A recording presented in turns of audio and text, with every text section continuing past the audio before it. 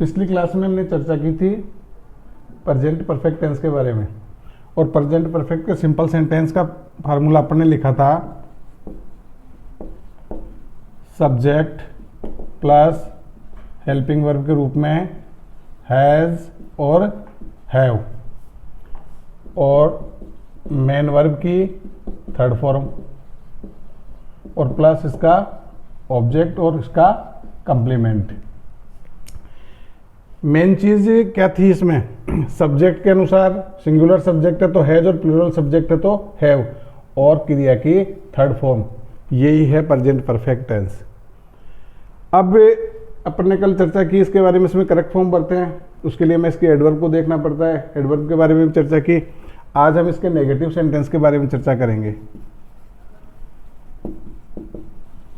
जैसा कि आप लोगों को मालूम है, पहले बताया जा चुका है कि नेगेटिव सेंटेंस किसी भी काल का बनाना हो तो उसकी हेल्पिंग वर्ब के बाद में क्या लगा देते हैं, नॉट।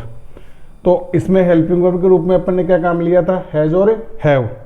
तो इसकी टेबल अब इस प्रकार से बनेगी, सबसे पहले सब्जेक्ट, उसके बाद में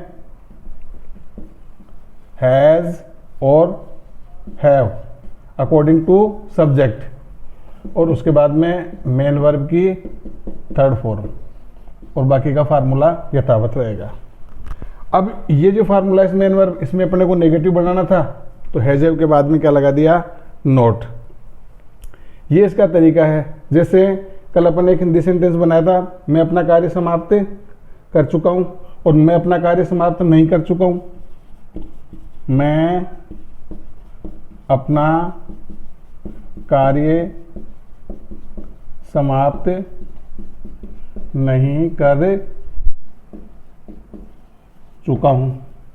तो देखिए ये सेंटेंस कैसा है, नेगेटिव। तो आई have not finish my work.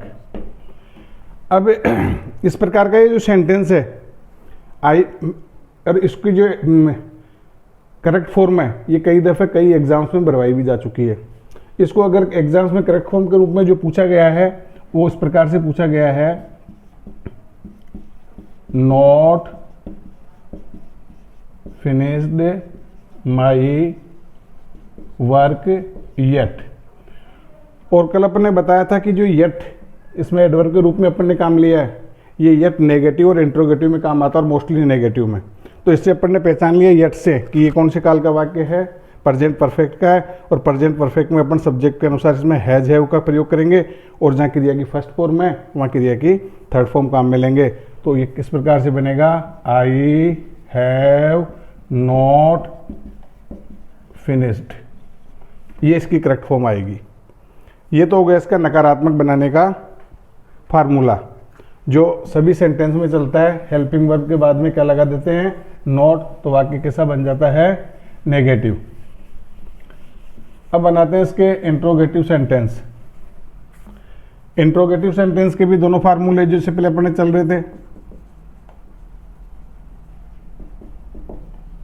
Interrogative प्रश्नवाचक, और प्रश्नवाचक दो प्रकार से बनते हैं, एक हेल्पिंग वर्ब से और दूसरा WH ग्रुप से।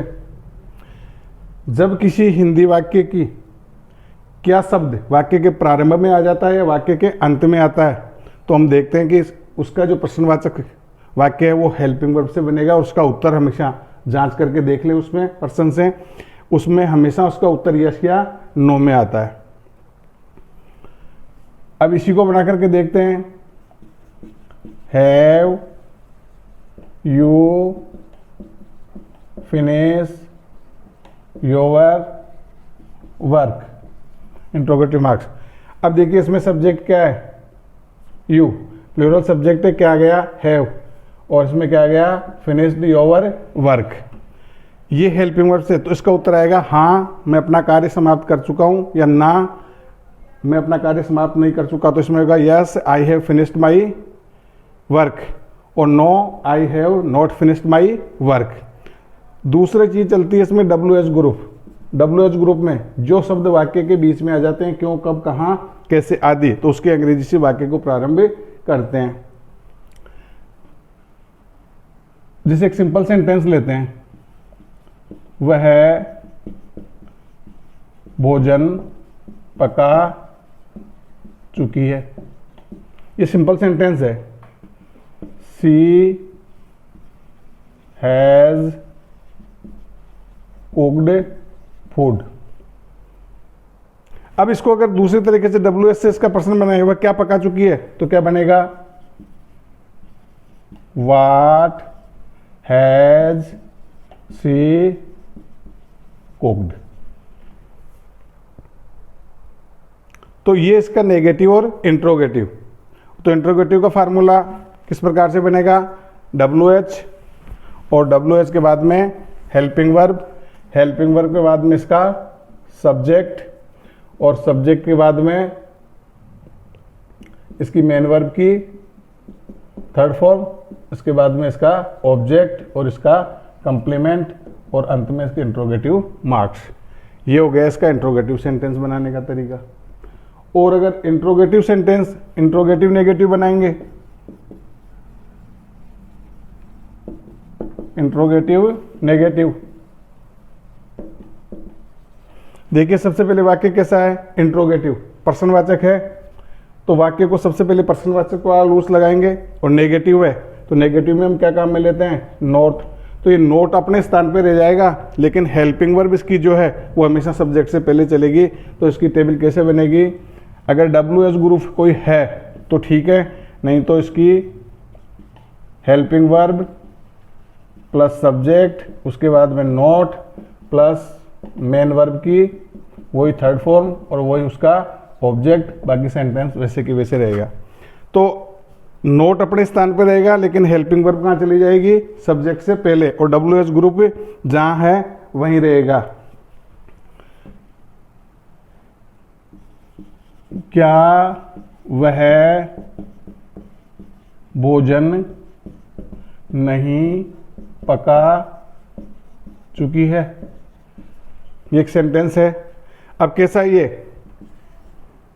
इंट्रोगेटिव भी है और नेगेटिव भी है, इंट्रोगेटिव भी है और नेगेटिव भी है। तो सबसे पहले सब्जेक्ट के अनुसार क्या होगा? Have she not cooked food. वह क्या नहीं पका चुकी है? वह क्या नहीं पका चुकी है। कैसे बनेगा? क्योंकि क्या कहाँ आया है वाक्य के बीच में? तो वाट हैज शी नॉट कुक्ड।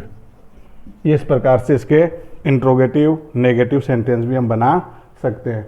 तो अब आज ये कंप्लीट, कल नेक्स्ट के बारे में चर्चा करेंगे।